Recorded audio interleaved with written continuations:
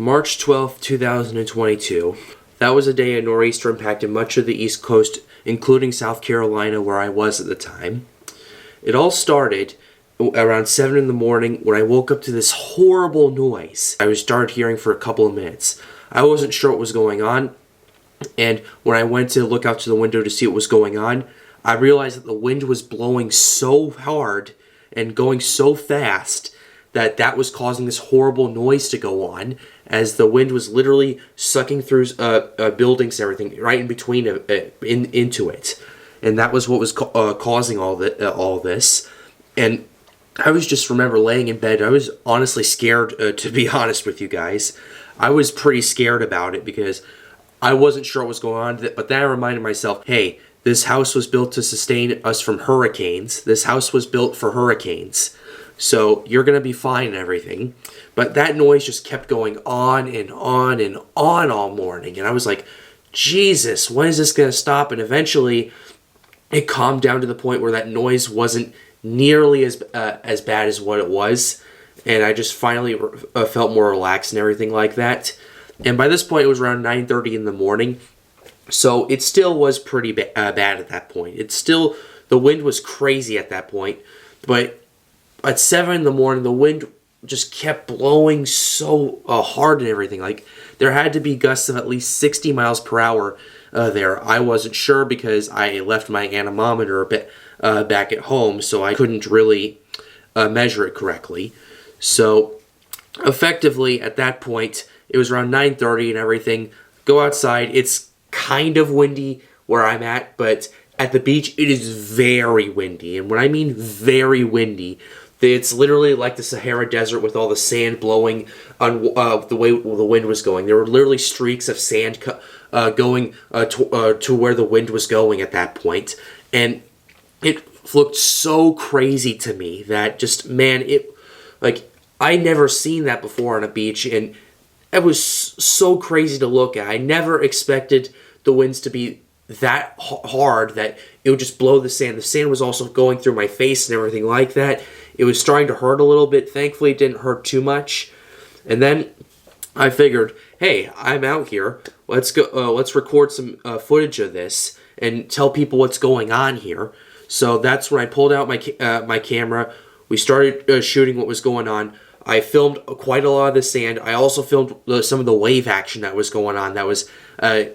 The wave action was really crazy. You could see whitecaps like all the way out to where the waves weren't even doing that much in the ocean. Like, you could see whitecaps as far as the eye could see at that point. But the wave action just going onto shore was just like, it's something you do not expect to see. It was just absolutely insane. The whole thing about while I was out there was just absolutely insane, with the sand blowing that way and the waves just the way they were crashing and everything. Just it was just crazy right there. And eventually just went back and put this on YouTube and everything. Took care of that and just put it on YouTube, and you guys got to see that and everything. You guys got to see the craziness that was going on, but it didn't stop there. So as the wind kept going on, it didn't calm down all day at all. And then we just went on with our day and everything.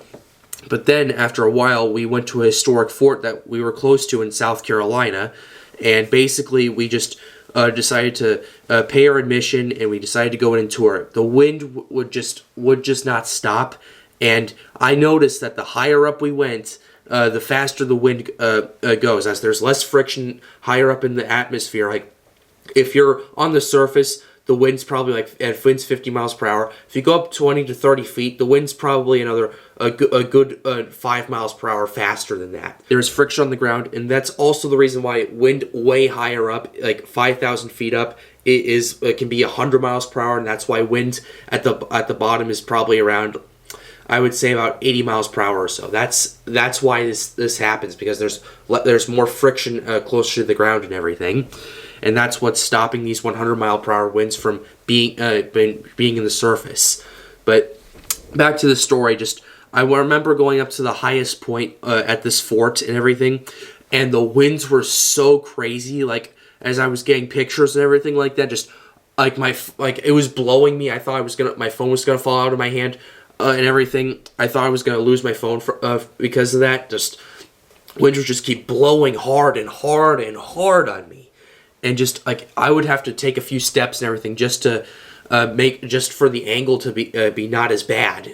So that basically the wind was just kept blowing as we toured the highest point, as we toured each battery.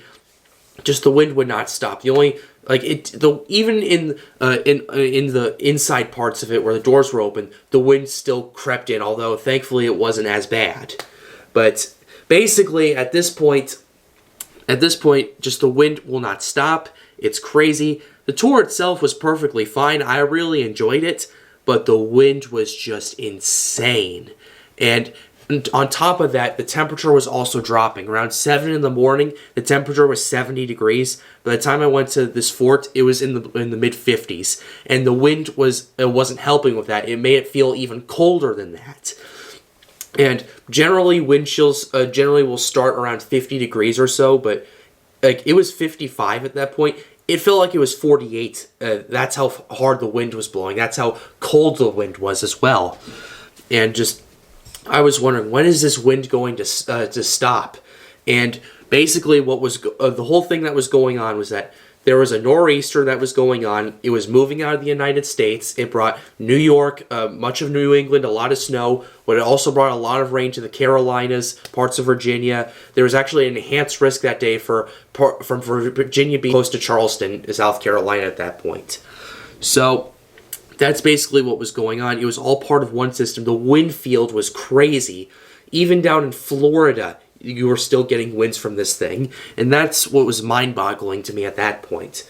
But anyway, back to what was going on. It was at this point, it was like 5 o'clock in the afternoon. Just the wind started to finally calm down a bit, and then finally at sunset, the wind calmed down to the point where like just it was still blowing a little bit, but at this point, you know, it just like it was calm enough to go out to the beach. You don't have to get sand in your eyes or anything like that. But when I went out there, I saw probably the most beautiful sunset I had ever seen. The cloud shelf that was over the ocean, like it had a lot of colors to it. Like it was one of the most colorful, picturesque views I've ever seen. The waves also mirrored the beauty of it as well. Like it was the whole thing. Just I was out there. I was shooting some video of this. Like the sunset was over here, the clouds were right here. Like the sun's over here, the clouds are right there. And man, it was one of the most beautiful sights I had ever seen. And it was just wow. It was the perfect way to end what was a not so good weather day. It was just the perfect way to end it. Just the view of it was just incredible. And thankfully, it was completely sunny at that point, so that way we could see this picturesque view right here. There was this massive cloud shelf right there with a lot of colors. I already mentioned it, but I have to mention it twice because it was so beautiful and everything. I got a lot of video of it, and next thing you know, it's up on YouTube and everything. A lot of people got to see it, and just man, it was like I'm so happy I got that on video when I did. Just it was one of the most beautiful scenes it was one of the most beautiful sights of scenery I had ever seen at that point, and I'm so glad I caught that on camera, man. But yeah, basically that pretty much wrapped it up. The winds eventually died down. It also got extremely cold.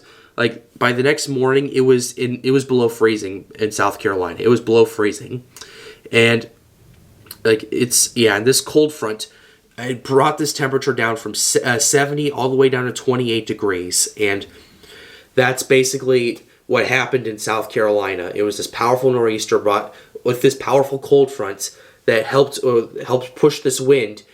Just man, it was that day had a lot of ups with that picturesque sunset and a lot of downs with the very heavy wind I woke up to in the morning.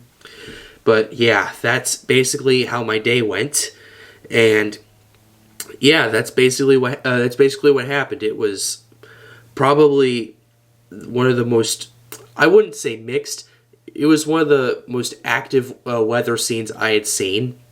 And yeah, that's it. That's all in South Carolina, for Pete's sake. They don't get below freezing that often. But yeah, that's basically what happened. That was what happened on March 12th, 2022. That's basically how it happened. And that's basically the kind of like the behind the scenes of what I saw from it and everything. So yeah, that's the story right there. I hope you enjoyed it. I hope you enjoyed the story. I hope you enjoyed the context to it and everything. If you want more of these stories, let me know. Let me know in the comments if you want more weather stories like this and everything. But with that being said, that's going to wrap it up. Be sure to subscribe to the channel if you are new. Helps me out, helps me make more videos, helps me make more reports like you saw in the last two videos, as well as stories like these, as well as some weather updates that I generally make. But with that being said, guys, thank you so much for watching. Stay safe, everybody.